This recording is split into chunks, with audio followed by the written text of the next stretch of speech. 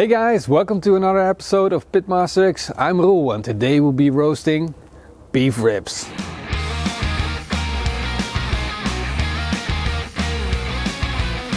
While our fire is building up, we're going to start to prep the meat. So we have this beautiful cut of Simmentaler beef and look at the marbling. Absolutely gorgeous. These are the ribs. They go on the cow like this. And we're going to trim some of that fat off, making sure that we're not cutting off too much beef. So this pile is the pile of fat that we took off, and we're not throwing that away. This is worth its weight in gold with an insane amount of flavor. And this is the silver skin that we took off, and that's just going in the bin because we can't eat it. It's too tough. We're throwing that away. Now on the bottom side, we're just gonna leave the cut as it is. I mean, the silver skin is on here and it's hard to chew, but because of the type of roast that we want to do, I want to keep on this silver skin to have it protect the meat. But to make sure that we get the flavor, I'm just gonna carve into it, open it up like this, so we can get some of the aroma of the fire and some of the aroma of the rub still to penetrate the meat. It's a bit cold outside and the olive oil has taken on a really hard form. It's not gonna happen, but I'll put it next to the fire, let it warm up, and then we can put some olive oil on the outside and make the rub stick. So this is really exciting. I'm gonna use my new rub in a video for the first time. Of course I used it a couple times before, because if you look at my videos you will find the recipe for this rub. So this is the bombastic. It has a bold flavor. It's really, well, a bit spicy, but it's really bold, really rich in flavor. The olive oil is gone from solid to fluid. So now we can drizzle some olive oil on. There we go. And now we're going to use the bombastic rub and sprinkle it on. We want a nice thick coat of rub on it. Then flip it over. Do the same thing on the other side.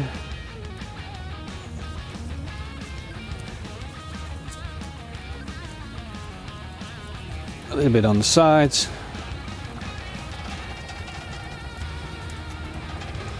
And it's ready to go on the grill. So now we got to look at our fire, which is going, and we're going to check if it's ready to start cooking. The wood logs have burned down almost completely, so we're ready to start cooking. But before we do that, I'm just gonna melt some of this fat and use it to grease up our grill grate. This will help to give it a final clean and make it non-stick. So of course we need to add some more wood to keep the fire going. And when I touch the current wood that's burned down, you get nice embers.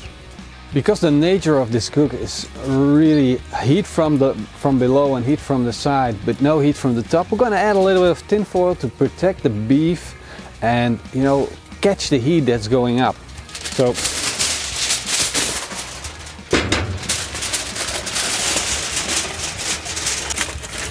and just make like almost like a hat to go on top of the beef.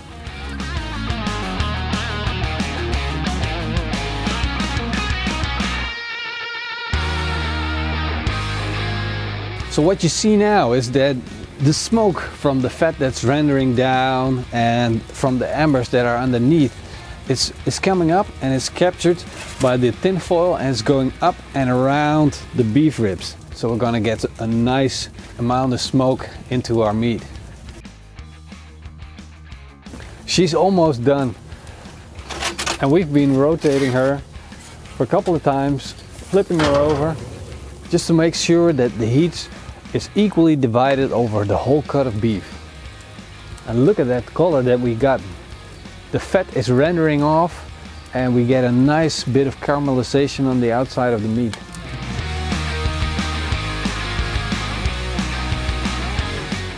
The beef ribs have been on for 5 hours, so we're taking them off.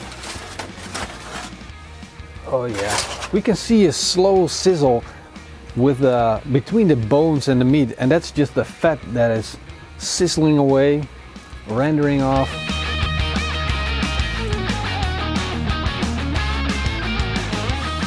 So the way we check if the meat is done, we just poke it with a probe, and you see it goes in like butter.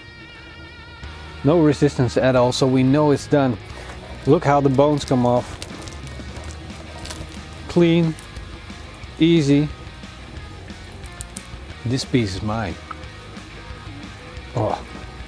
The bones and the membrane which were on the back protected the meat from drying out and really saved the inner piece. So we're gonna cut off some of the dry parts on the bottom, and we're gonna wrap it in foil, and then within 10-20 minutes we're gonna be eating.